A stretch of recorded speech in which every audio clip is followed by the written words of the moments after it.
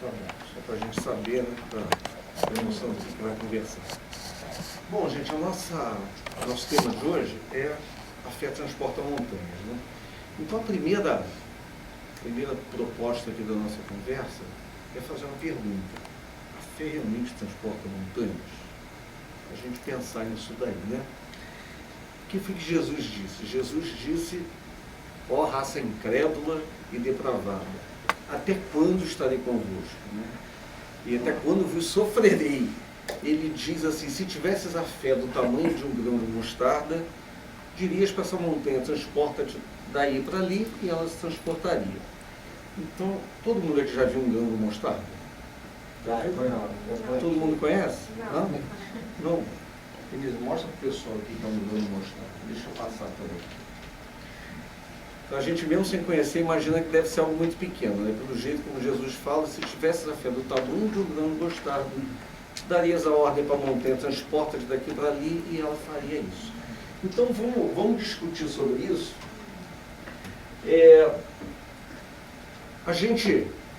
Nós que somos espíritas, nós dizemos que nós temos a fé raciocinada. A fé raciocinada supõe a fé que é cega. Por que a gente diz que a nossa fé é raciocinada? Porque a gente encara a razão de frente. Ou seja, para tudo, nós buscamos uma explicação. Eu costumo dizer que espírita é uma pessoa questionadora de cara. Por isso que é espírita. Não aceita aquelas expressões dogmáticas, é assim que Deus quer, é assim que Deus fez desse jeito. Então a gente tem uma explicação para tudo. E a Raquel aqui na prece, ela citou o momento que a gente vive, né? Um momento conturbado, de muito problema, muita violência, corrupção. Para todo lado a gente tem queixa à vontade para fazer, se tiver essa postura de ficar se queixando. Então, a fé raciocinada serve para isso, para a gente ter a certeza absoluta de que Deus está no leme. As coisas não estão fora de controle. Às vezes a gente vê determinadas notícias, como outro dia lá o cirurgião que foi baleado, morreu, e aí a gente fala: puxa, mas era uma pessoa tão boa, uma pessoa adorada por todos, né?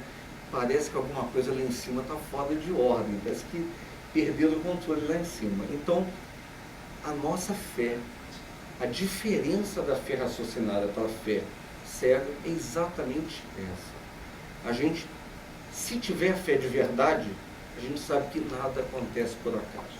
Então, qual é a vantagem da fé raciocinada? Justamente a gente entender por que o mundo passa por esse momento tão difícil. Quando a gente olha para o passado, nosso passado, o passado da humanidade, a gente entende facilmente que temos muita conta para acertar. Porque toda a nossa história foi escrita com sangue. O Brasil, especificamente, das nações grandes, das nações mais importantes do mundo aí, já estou colocando a gente como uma das nações mais importantes do mundo, foi a última a abolir a escravidão. Então nós temos que acertar essa continha aí. E a escravidão a gente sabe o que foi. A barbárie que foi. E nós fomos escravocratas aqui no passado. Né? Com o conhecimento que a gente torce para ter sido escravo. E não senhor de engenho, porque o senhor de engenho tem muita coisa para acertar. A maioria deles também tinham as pessoas boas. Mas eles eram afetados até pela pressão social. Todo mundo tratava o escravo como bicho, né? A diferença da fé raciocinada para a fé cega é exatamente isso. A gente entende o motivo pelo qual o mundo está passando por essa fase. Por que a gente tem tanta violência, tanta corrupção, tanta coisa errada, e às vezes a gente tem a impressão de que quem se dá bem são exatamente os criminosos. Eles é que vivem bem. E a gente que está pagando a conta aqui se considera injustiçado. Porém, a fé raciocinada é para a gente pensar sobre isso. Por que a gente tem que passar por isso? Tem algumas bases sólidas para a fé inabalável. Segundo Kardec, fé inabalável é só a fé raciocinada. Vamos voltar nesse ponto, daqui a pouco eu explico o que eu chamo de pilares básicos da fé. Quem tem a fé cega, aquela pessoa de outras crenças, né, outros irmãozinhos nossos lá, que acreditam que se eles estão cumprindo todas as obrigações lá da igreja, dá o dízimo, frequenta lá os cultos, ora com fervor, segue a linha moralmente correta, não são todos, né, porque nem todos os católicos, nem todos os evangélicos, nem todos os espíritas são tão corretos assim moralmente. A gente sabe as coisas, mas nem sempre consegue colocar em prática. Mas aqueles que seguem todos esses preceitos, na fé cega, acham que estão livres de todo sofrimento. Eu aceitei Jesus como meu Salvador. Deus é meu Pai. Nada de ruim vai me acontecer. Eles acreditam piamente nisso. Só que nós sabemos que a gente habita um planeta de provas e expiações. Logo, nenhum de nós é santo. Se alguém não sabia, nenhum de nós é santo. Fôssemos santos e não habitaríamos esse planeta. Com toda a violência, com toda a corrupção, com todas as aparentes injustiças, se nós estamos aqui, fazemos parte desse bolo. O que a gente precisa fazer é melhorar o nível, fazer com que o sofrimento seja menor, ajudar sempre que a gente pode. Você está falando da visita lá dos irmãos que são doentes, estão passando por uma expiação que é redentora. Quando eles acabarem essa vida, pagaram, terminado aquele carnê. Sabe aquele carnê de 30 anos da casa própria? Quando eles saírem dessa vida, terminaram de pagar esse carnê. Então, eles estão em um processo evolutivo. Muito bom, mas sofrem com isso. Se a gente puder ajudar, se a gente puder amenizar, é isso que a gente tem que fazer. Então, aquele irmãozinho lá que acredita cegamente que por ele aceitar Jesus como Salvador, por ele cumprir as obrigações na igreja, ele não vai sofrer nada, nós sabemos que a vida não é assim. Se ele está aqui, não é santo, como nós não somos santos, e ele vai passar por problemas. Em algum momento da vida dele, ele vai sofrer uma perda grande. É uma doença que vai afetar esposa, mãe, filho, não tem jeito. A gente está num planeta de provas e expiações. Então ele vai passar por uma grande perda em algum momento. E nesse momento, quem tem a fé cega, muitas vezes, desaba. Porque, meu Deus, se eu sigo Jesus, disseram na igreja que nada de errado em me acontecer. Eu pago meu dízimo, eu frequento os cultos, eu oro com fervor. E eu perdi meu filho. Meu filho foi para as drogas. Não sei, meu irmão foi preso por assalto. Então, quando a gente passa por isso, a fé desmorona, porque ela é cega. Então, a fé raciocinada tem essa vantagem. A gente sabe o porquê das coisas, ou pelo menos tenta entender por que a gente sofre tanta coisa. E aí vamos voltar agora àqueles pilares básicos da fé. São umas frasezinhas que todo mundo conhece e que a gente repete, mas nem sempre consegue acreditar nela totalmente. Então a primeira frase é que Deus é soberanamente justo e bom. Se a gente acreditar nisso, já vai entender que tudo que está acontecendo, Deus está no leme. Tudo tem uma razão de ser. Ele é soberanamente justo e bom. Então, se numa família nasce uma criança fisicamente perfeita, na outra nasce uma criança debilitada mentalmente, não é por acaso. Tudo tem uma razão de ser. E a gente, quando estuda a doutrina espírita, compreende, assim como eu falei dos irmãos, né, que a gente vai visitar lá e vai ajudar, todos eles estão cumprindo um programa de progresso. Então essas dificuldades que vêm com a gente, elas vêm todas para ajudar. Aí tem uma historinha, que é a lição da borboleta, que o Sardinha já me viu contar. Mas ele me convidou para vir aqui, vai ter que ouvir de novo, não tem jeito. A menos que ele vá embora, vai ter que ouvir de novo. Vou ficar aqui. Mas a lição da borboleta é assim, ó. Eu vou ler, porque senão eu vou cortar alguns detalhes que são todos interessantes. Um dia, uma pequena abertura apareceu em um casulo. E um homem observou por longo tempo a borboleta que fazia um enorme esforço para que seu corpo passasse através daquele pequeno buraco. Então, pareceu ao homem que ela havia parado de fazer qualquer progresso. Parecia que tinha ido o mais longe que podia e não conseguia ir mais. O homem, condoído, decidiu ajudar a borboleta. Pegou uma tesoura e cortou o restante do casulo. A borboleta então saiu facilmente, mas seu corpo estava murcho era pequeno e tinha as asas amassadas. O homem feliz continuou a observar a borboleta, esperando que a qualquer momento as asas dela se abrissem e esticassem, para serem capazes de suportar o corpo que iria se afirmar. Mas nada aconteceu. Na verdade, a borboleta passou mais 2 dias agonizando com seu corpo murcho e as asas encolhidas. Por fim, ela morreu, sem, obviamente, ter conseguido voar. O homem compreendeu que o casulo apertado e o esforço necessários para a borboleta passar através da pequena abertura era a maneira com que Deus fazia que o fluido do corpo da borboleta fosse para as suas asas, para fortalecê-las de um modo que no tempo certo estaria pronta para voar, assim que estivesse livre do casulo. Algumas vezes o esforço é justamente o que precisamos em nossa vida. Se Deus nos permitisse passar através de nossas vidas sem quaisquer obstáculos, talvez ficássemos enfraquecidos. Não iríamos ser tão fortes como podemos ser. Então essa historinha é muito interessante, né?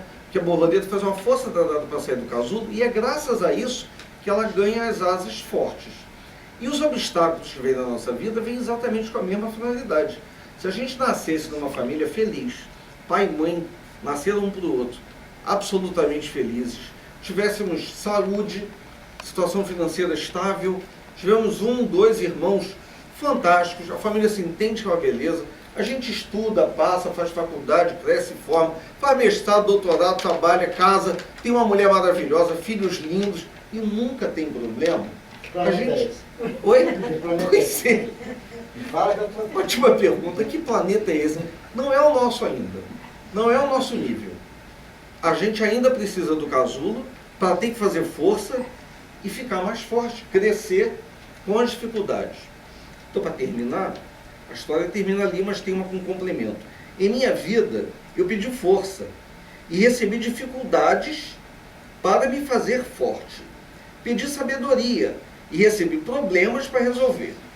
Pedi prosperidade e recebi cérebro e músculos para trabalhar. Pedi coragem e recebi perigos para superar. Pedi amor e recebi pessoas com problemas para ajudar. Pedi favores e recebi oportunidades. E graças a Deus não recebi nada do que pedi, mas recebi tudo aquilo que precisava. Então as dificuldades são nossos grandes aliados para que a gente se torne mais forte, mais bonito, mais cabeludo. Né? Essa figura maravilhosa que a gente vai se tornando com o tempo. Então a primeira base sólida para a fé verdadeira é que Deus é soberanamente justo e bom. Se a gente acredita nisso, que é muito fácil repetir, né? A gente podia repetir agora. Deus é soberanamente justo e bom. Fácil repetir, difícil acreditar. Porque quando a gente sofre uma injustiça, a gente já não lembra que Deus é justo. Quando a gente sofre um revés, um problema grave, a gente esquece que Ele é justo. Não passamos por nada que não precisamos passar. Tudo aquilo que a gente passa, plantamos. Ou no passado recente, ou no passado mais passado. Nós plantamos tudo. E a gente tem o perispírito, esse corpo espiritual fantástico, que é magnetismo puro, onde a gente atrai tudo que a gente provocou. Então, todo o bem que a gente fez aos outros, a gente fez uma gravação magnética no perispírito, de forma que a gente está atraindo bem. Infelizmente, todo o mal que a gente fez aos outros, todo o sentimento ruim que a gente endereçou para os outros, ficou gravado no perispírito, de tal forma que a gente está atraindo a mesma coisa. Então, não existe bala perdida, existe bala achada. A bala vai atraída magneticamente por aquele que precisava passar por aquela experiência. Se a gente acredita que Deus é soberanamente justo e bom, a segunda frase que eu digo que é o pilar da fé verdadeira é que nada acontece por acaso. Aí fica fácil entender que nada acontece por acaso. Então toda violência, toda corrupção, toda esperteza, toda injustiça pela qual a gente passa ou vê os outros passarem, não acontece por acaso. A gente estava atraindo isso para nós. E tem uma terceira frasezinha também muito conhecida, que, vamos lá, como a gente diz que nós atraímos todo o mal que nós fizemos, e portanto toda a violência que a gente vê acontecer é fruto do passado dessas pessoas que atraíam essas situações. Porém, no caso da violência, do assassinato, alguém provocou o assassinato, né? E como Jesus disse para a gente, o escândalo tem que acontecer. Mas ai de quem, por quem o escândalo vem a ocorrer.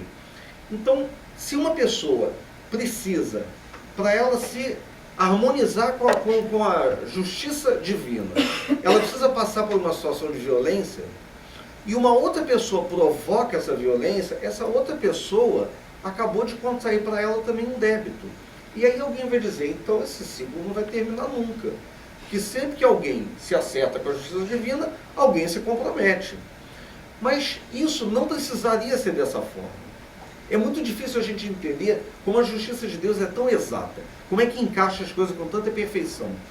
Mas se uma pessoa, se um camarada sai de casa disposto a matar um homem, se ele sai armado para assaltar, ele não vai escolher as suas vítimas por acaso. Sem que ele saiba, ele vai escolher aquela vítima que está atraindo aquela situação. Porque é magnético. Ele não sabe. A vítima não sabe, mas existe uma atração entre os dois ali. Ele já saiu de casa para isso. Se não fosse com aquele ali, seria com aquele ali. Então não tem jeito, ele já saiu de casa determinado a isso. Ele vai se comprometer. Ele vai assaltar, já se comprometeu. Se ele matar, se compromete muito mais. Então esse ciclo não acaba. Não é verdade que o ciclo não acaba. Porque o amor cobre uma multidão de pecados. Se nós todos, habitantes do planeta Terra, nos conscientizássemos do grande mal que nós fazemos para nós mesmos, quando prejudicamos os outros, nós pararíamos de fazer o mal. E como é que ficam aquelas pessoas que tinham débitos para acertar? O amor cobre uma multidão de pecados. Vão ter que acertar de outro jeito. Vão ter que acertar fazendo o bem proporcional ao mesmo mal que fizeram. Não pode ser uma coisa boba. Né? Se ele tirou a vida de alguém, não sei, a justiça de Deus resolve lá. Eu não sei se ele vai resolver adotando outra pessoa, eu não sei se ele vai resolver se tornando médico e salvando vidas, não sei. Mas existe no mecanismo da justiça divina jeito de se acertar as coisas sem ter que passar pelo sofrimento. Só que o sofrimento é um excelente professor. E geralmente a gente opta pela dor e não pelo amor. E pelo amor exige proatividade. A gente tem que sair, tem que partir para ajuda. Ao passo que a dor não escolhe sem perguntar se a gente queria. Aí eu separei um trechinho aqui desse livro, mas antes eu vou explicar para vocês o contexto dessa história. Armando Vizir, do Hermínio Miranda. O Hermínio Miranda tem um trabalho notável de desobsessão, onde ele ajuda inúmeros espíritos desencarnados, né, que estão obsidiando encarnados. Então ele vem, por intermédio da doutrinação, ajudar esses espíritos a se livrarem da obsessão. Eu não estou falando do encarnado, eu estou falando do obsessor. Porque quase sempre o obsessor é uma vítima do encarnado, por isso ele é obsessor. É alguma coisa que ele sofreu que ele não conseguiu perdoar, ele quer se vingar daquela pessoa. Então quando a gente vê uma pessoa obsidiada, a gente tende a ter pena, né? Puxa, coitadinho do Marco Aurélio aqui. Ele é tão perseguido, mas se ele é perseguido, ele atraiu o obsessor, de alguma forma. Então o que o Hermínio Miranda faz é conversar com esses obsessores, doutriná-los de forma a ajudá-los a se livrar do ódio e buscarem o caminho deles da redenção, da luz, da recuperação e esquecer o obsidiado. Então, nesse livro, ele conta que ele doutrinou um obsessor que era de uma organização de vingadores. Eles se organizaram na espiritualidade de tal forma que eles recebiam os pedidos das pessoas, dos espíritos, para se vingar de determinado espírito, encarnado ou não, e faziam a queixa, eles registravam a queixa, iam verificar se era procedente, verificando que era procedente, eles passavam a perseguir aquela pessoa que recebeu a queixa contra ela. Então, o Hermínio Miranda doutrinou um espírito dessa falange, tirou ele de lá. Aí veio um outro, e ele fez a mesma coisa, ele doutrinou e tirou ele de lá. Veio um terceiro, veio um quarto, ele começou a abalar as estruturas lá da organização dos Vingadores. Que eles começaram a ficar, opa, o que está acontecendo? Tem alguma coisa errada. Então, eu escolhi aqui o rei dos Vingadores, o chefe da falange. Ele foi lá para destruir com aquele trabalho, ameaçando os médiuns e as pessoas envolvidas, porque eles estavam desestabilizando a organização de Vingadores. Então, no trecho que eu escolhi, não dá para ler tudo, né? O trecho que eu escolhi começa assim: o rei dos Vingadores falando: não adianta, seu doutorzinho pretensioso, você quer ser um mesmerzinho. Eu conheci Mesmer, sabia?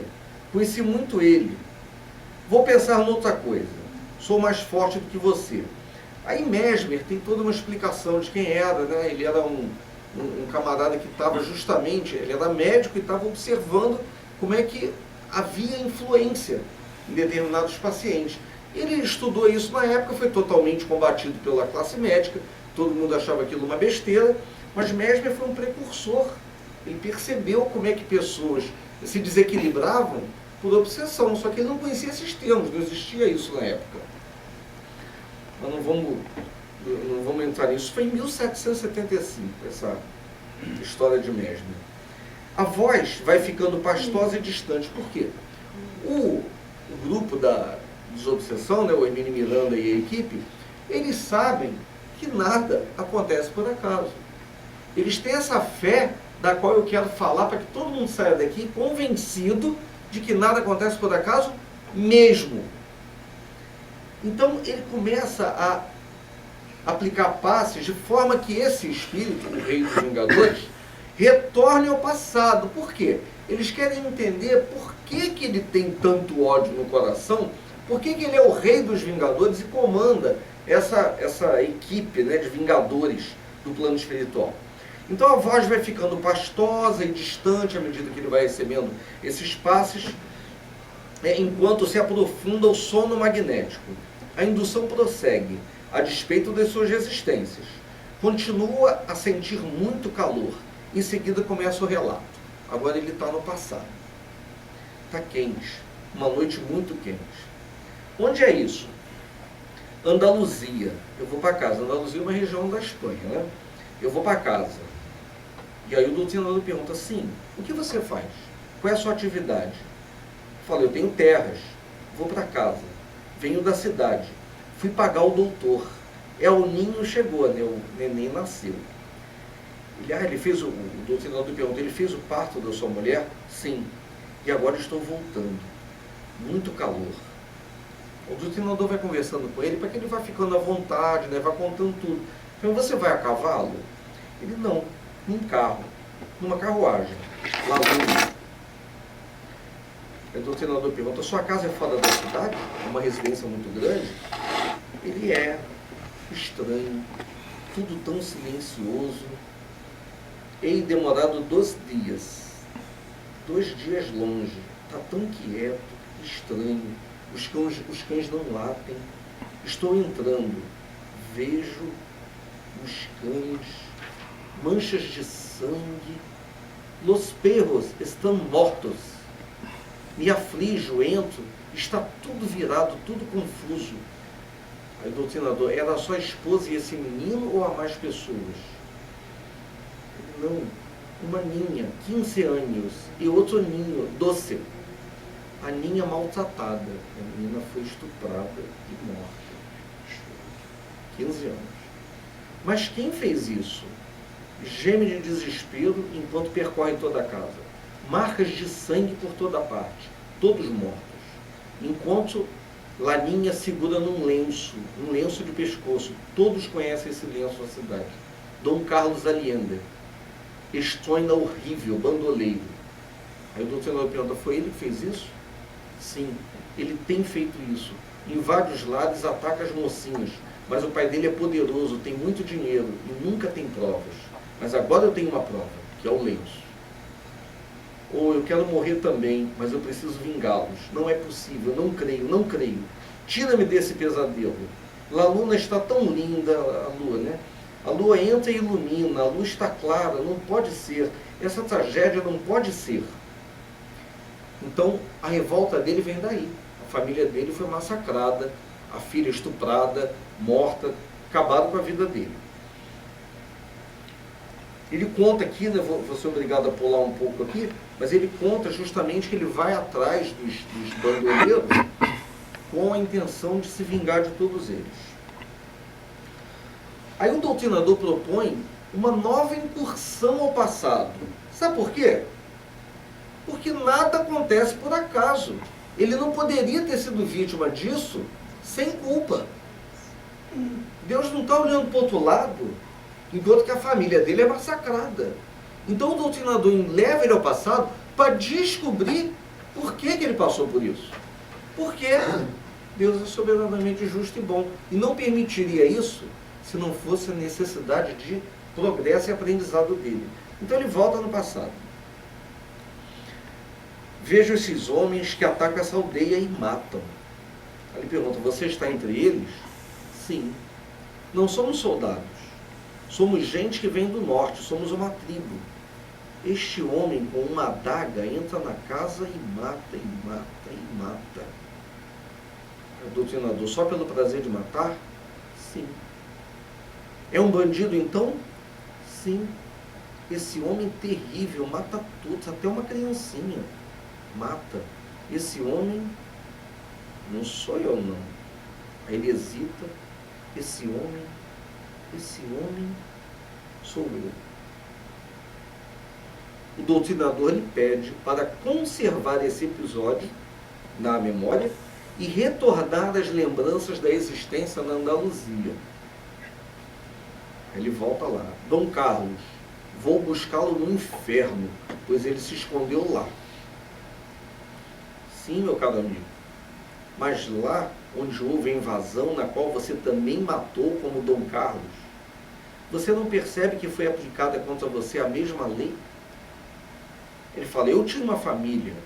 E aí, aquela que você sacrificou no passado, também não era uma família? Eu não matei só uma família, matei muitas. Ele, pois é. E como é que quando chega para você a cobrança, você quer vingar-se? Ele fala, matar era natural. Aí o doutrinador, ela não. Nunca foi. Ele fala, o mais forte mata o mais fraco. É a nossa lei. Ele fala, mas não é a lei de Deus. Ele fala, as mulheres são para satisfazer os homens, entende? Depois a gente mata. Essa frase eu acho que a gente podia talvez considerar a possibilidade, né, de matar mulheres depois. Mas já que a lei não permite, vamos continuar. Foi isso que foi feito na Espanha?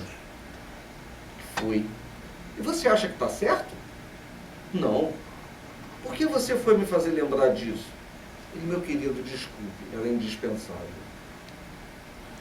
Eu tinha me esquecido deles. Eu tinha esquecido que tive uma família. Aí o doutrinador pergunta, eram 2 meninos e uma moça, e onde estão eles? Você sabe? Gente, olha aqui como isso é grave. A família dele, que ele amava. Onde estão eles? Não sei.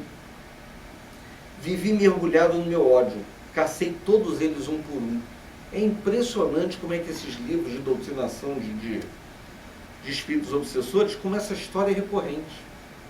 As pessoas ficam tão cegadas pelo ódio que esquecem os amores da vida delas.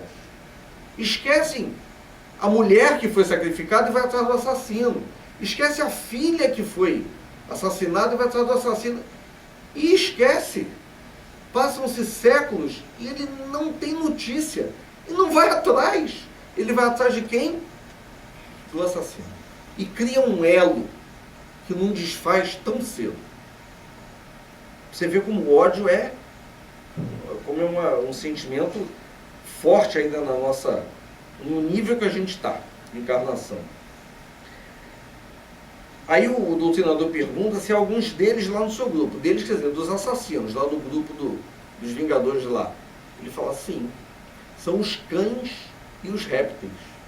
Era isso que eles eram. Cães porque atacaram a minha família. Eu fiz deles cães. Répteis porque foram sorrateiros, traiçoeiros. Eu os cacei um a um. Aí quando a gente chega aqui nessa parte de cães e de répteis, a gente percebe primeiro, o perispírito ele é maleável, né? A gente pode moldar ele de acordo com o pensamento. O espírito pode se apresentar com a imagem que ele quiser. Ele pode escolher a feição de acordo com a encarnação que ele se sente mais à vontade, mais identificado. Mas o perispírito é muito maleável. Se o espírito chega lá no plano espiritual com um sentimento de culpa, como eles chegaram com a culpa de ter matado diversas pessoas, famílias, crianças.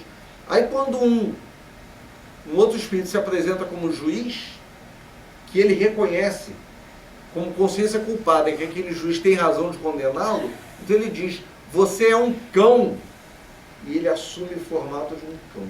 Por quê? Consciência culpada. Ele sabe que é culpado e aceita o veredito. Então, o sentimento de culpa é uma coisa que a gente precisa combater em nós. Porque nós todos erramos. Marco, eu não te conheço. Eu tenho certeza que você é, amigo. Você não. Eu peguei a única pessoa perfeita aqui. Olha, atrás de você, as opiniões parecem ser diferentes. Eu só me equivoco. Mas é isso, a gente erra mesmo. Não é que a gente tem que se acomodar no erro. A gente errou, então vamos consertar. Mas o que não adianta é ficar carregando aquele sentimento de culpa. Ah, se eu tivesse sido melhor pai, se eu tivesse sido melhor marido, se eu tivesse sido melhor esposa, se eu tivesse sido... Isso não leva a nada. O que a gente pode fazer, se a gente acha que errou, reconhece que errou, então vamos procurar melhorar. Mas o sentimento de culpa só nos prejudica.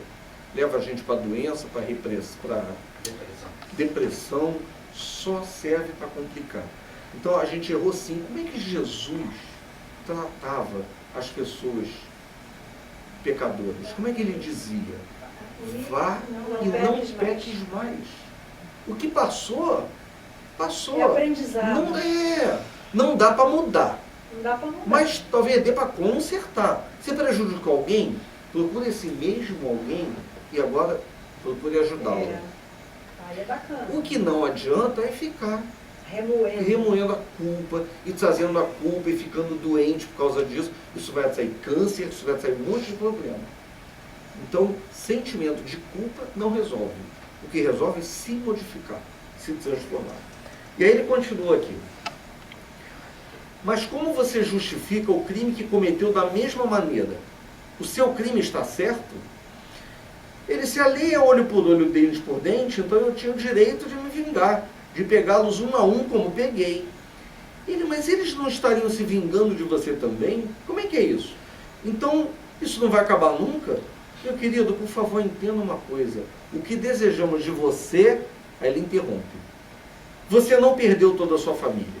Naquela corte havia um enorme crucifixo, porque você sabe que a Espanha sempre foi católica, e em todos os lugares públicos havia uma cruz. E embaixo daquela cruz eles riram de mim, a vítima. E o Cristo defendeu aqueles criminosos. Aí o doutrinador, o Cristo estava lá? Não, mas era em nome dele que lavravam as sentenças. Ele, meu querido, você não está lavrando as sentenças semelhantes em nome de Deus na sua instituição? Porque no contexto aqui da história, o rei dos Vingadores dizia que a instituição dele era necessária, porque fazia justiça. Eles não perseguiam inocentes. É verdade, eles perseguiam pessoas culpadas. E o que o doutrinador defendia é que Deus não precisa de instituições desse tipo para fazer justiça. Os Vingadores. Não precisa. Tem os meios naturais pelos quais Deus acerta toda os erros que nós cometemos. Por isso, tantas vítimas hoje. Por isso, tanta gente que nasce doente fisicamente, mutilado. Por isso tanta gente tem problemas mentais, porque estão acertando as contas das maldades que fizeram no passado. E a dor, como eu disse, é um excelente professor. Aí continua. Ele fala aquilo lá, né? Mas você não está lavrando sentenças também? Não está fazendo isso em nome de Deus? Não procure mais fugir, meu querido irmão. Estamos oferecendo a você uma oportunidade para recomeçar. Estamos estendendo as mãos a você. Não perca essa oportunidade.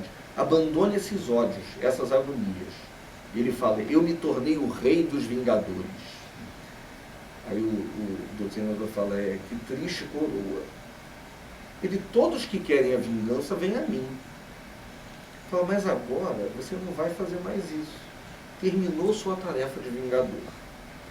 Aí ele fala, eu estou cansado. E eu amei tanto. Estou só e vazio. Você me tirou o ódio que me alimentava. Agora não tenho nem mais o meu ódio. Porque agora ele entendeu que tudo que ele passou foi efeito do passado. Mas ele faz algumas afirmativas interessantes. Eu devia tê-lo matado de novo, mas eu o torturei tanto antes de fazê-lo um dos meus animais, e ele pedia piedade, e eu ria na cara dele como ele ria de mim aprisionado. Ele foi julgado noutro tribunal, e eu tinha um crucifixo no tribunal, para ele lembrar-se bem como tinha sido. Aí o doutrinador fala, mas escuta uma coisa, você acha que a sua esposa e seus filhos aprovaram isso tudo que você tem fazendo? Eu precisava vingar-me. Eles não me perdoariam se eu não me vingasse. Era minha incumbência, eu devia vingar-me. Senão eles não teriam paz. Você não sabe que aqueles que morrem assim pela violência, enquanto o criminoso está solto, eles não têm paz? Aí o doutrinador fala, foi o seu caso quando você morreu? Você tem paz? Você não tem paz. Que adiantou a sua vingança? Você apenas alienou-se ainda mais e perdeu o contato com aqueles seres aos quais você amou. Eles continuam a existir e estão à sua espera. Eu enlouqueci e morri dentro daquela casa. Pus fogo em tudo. O Cristo não me defendeu nem aos meus, que eram inocentes. Quem devia a lei era eu e não eles. Então ele já começa a ir entendendo uma parte da coisa. Ele não passou por aquilo à toa. Ele perdeu a família e experimentou a dor que ele fez outras pessoas sofrerem. E ele disse que não matou uma família só. Foram muitas. Mas vocês acham que a família dele era inocente? A mulher, a filha, o filho, todos que foram assassinados, vocês acham que eles só eram coadjuvantes ali da história dele? Não. A justiça é perfeita. Todos que morreram de forma violenta, provavelmente provocaram a morte violenta de outras pessoas. Então precisam passar por aquilo para limpar aquela mancha do perispírito.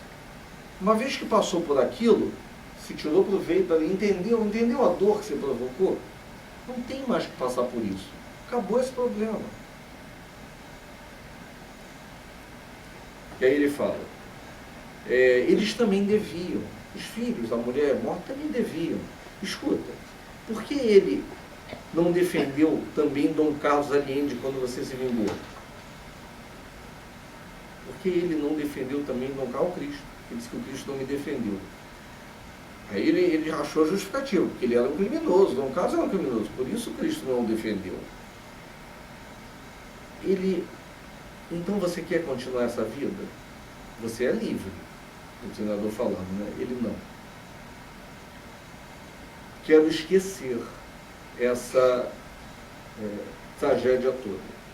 Quando o doutrinador sugere que se faça um apelo aos seus amados, esposa e filhos, para que venham ao seu encontro, ele confirma que os ama a todos sem preferências, mas tão fixado está na sua postura que só tem uma coisa para dizer-lhes, que se vingou. O doutrinador lhe fala das agonias desses séculos e ele retruca convicto. Séculos? Não. Foi ontem mesmo que aconteceu tudo isso. O tempo aqui não anda. Tudo parece que foi ontem. Dá para ler tudo. Vamos ter que interromper aqui. Mas a finalidade, né, da gente meio que desviar um pouco da tarefa, da missão aqui da fé Transporta Montanhas, é para a gente compreender que fé é isso. Fé é você entender que esse mundo está passando por esse turbilhão de acontecimentos negativos, porque a gente plantou um turbilhão de problemas no passado. Se ninguém que nasce nesse planeta é inocente, imagina quem nasce no Rio de Janeiro. A gente nasceu no Rio de Janeiro, no meio dessa guerra civil que é isso aqui, não é por acaso. Não quer dizer que a gente tem que passar por problema de violência.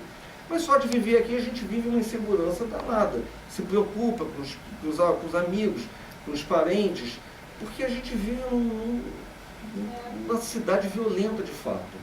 Mas nada acontece por acaso.